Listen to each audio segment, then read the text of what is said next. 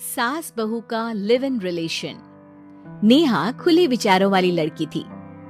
अरे नेहा, क्या दिन में सोती है? ससुराल में ऐसा नहीं चलेगा, वहाँ तो काम करना पड़ेगा। काम जितना काम होगा कर लूंगी माँ, पर अगर कोई ये कहे कि सारा आराम छोड़कर सिर्फ काम ही करना है तो ना भी ना, मुझे नहीं करनी शादी। अरे कैसी बात कर रही हो? अच्छा चलो जाकर नहा लो, मैं नाश्ता लगा देती हूँ, फिर तुम्हें कॉलेज भी तो जाना है।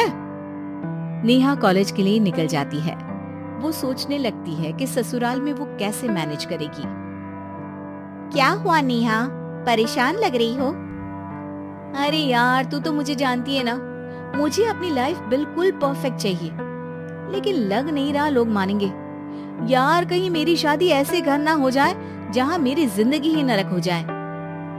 अरे मैंने ना कल एक इंग्लिश फिल्म देखी थी, उसमें भी कुछ ऐसी ही समस्या थी हीरोइन की। अच्छा, तो फिर क्या किया उसने?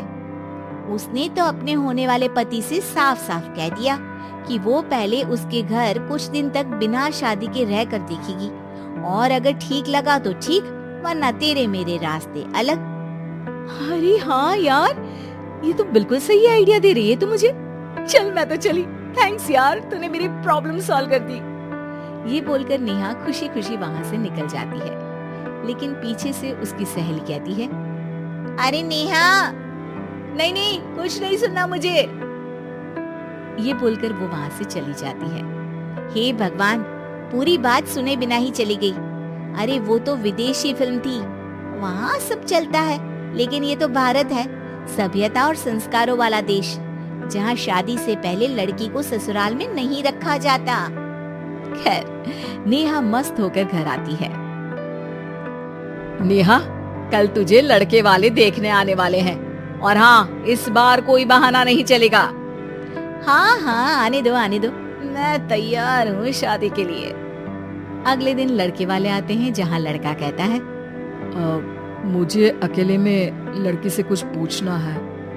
हाँ हाँ, क्यों नहीं बेटा, जाओ नेहा, घर तो दिखा दो इन्हें।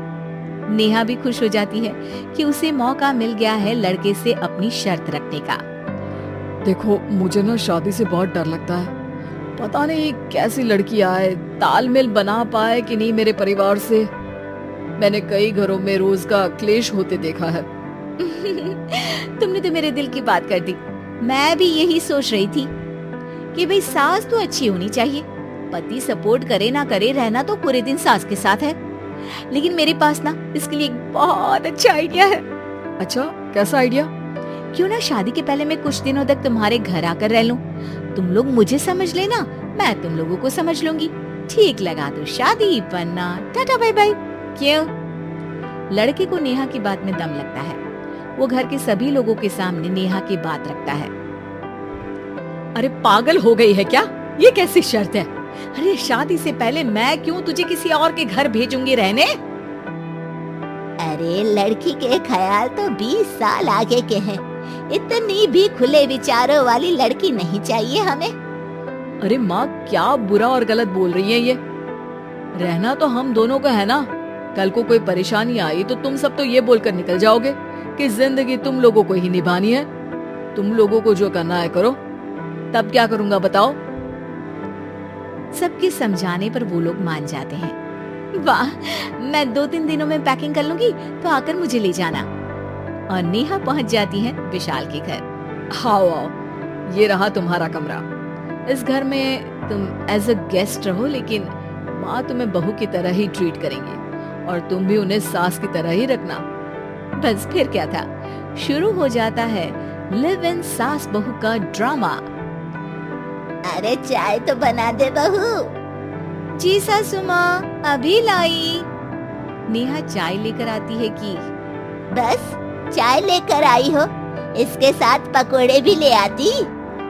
लेकिन आपने तो बताया ही नहीं कि आपको चाय के साथ पकोड़े भी चाहिए। हाँ हाँ, अब तो पता चल गया ना। रात को खाना खाने के बाद नेहा किचन में खटर पटर कर रही होती है। क्या हो रहा है वहाँ नेहा? माँ जी, मैं ना रात को अदरक वाली चाय पीकर सोती हूँ, ये मेरी आदत है।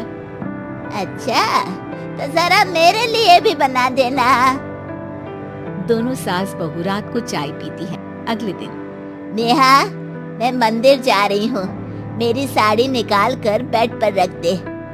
नेहा सास के लिए साड़ी निकाल कर रख देती है। वो देखती है कि उसके आने के बाद से सास ने घर का कोई भी काम करना छोड़ दिया है। यार मैं क्या करूं? ऐसा ससुराल तो मुझे नहीं चाहिए था जिसमें मैं ही सारा काम करूं। मैं तो ऐसा घर चाहती हूँ जहाँ सास और बहू दोनों मिलकर किचन में काम करें। हे भगवान, रात को चाय पी ली, पेट में गैस बन गई, अब तो चला भी नहीं जा रहा है। मुझे तो ऐसी बहू चाहिए जो हेल्थ के प्रति कॉन्शियस हो, क्योंकि वो ठीक रहेगी तभी तो मैं ठीक रहूंगी।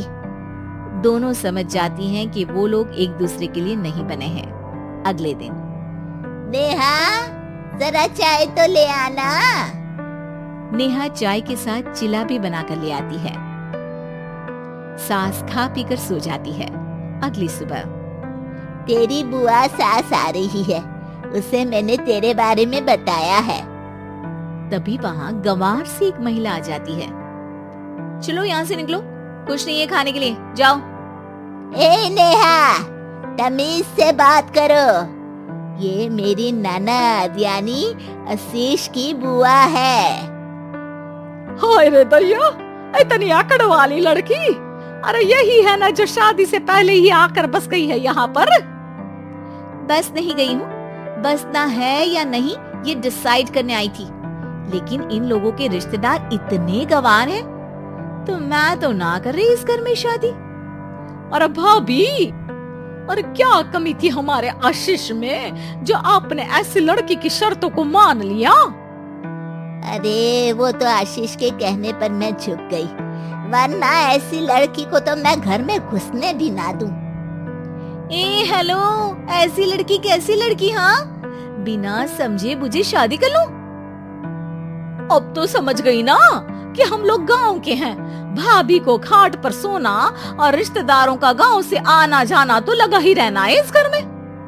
हाँ हाँ, मैं तो किसी मॉडर्न घर में शादी करूंगी। ये बोलकर नेहा वहाँ से चली जाती है।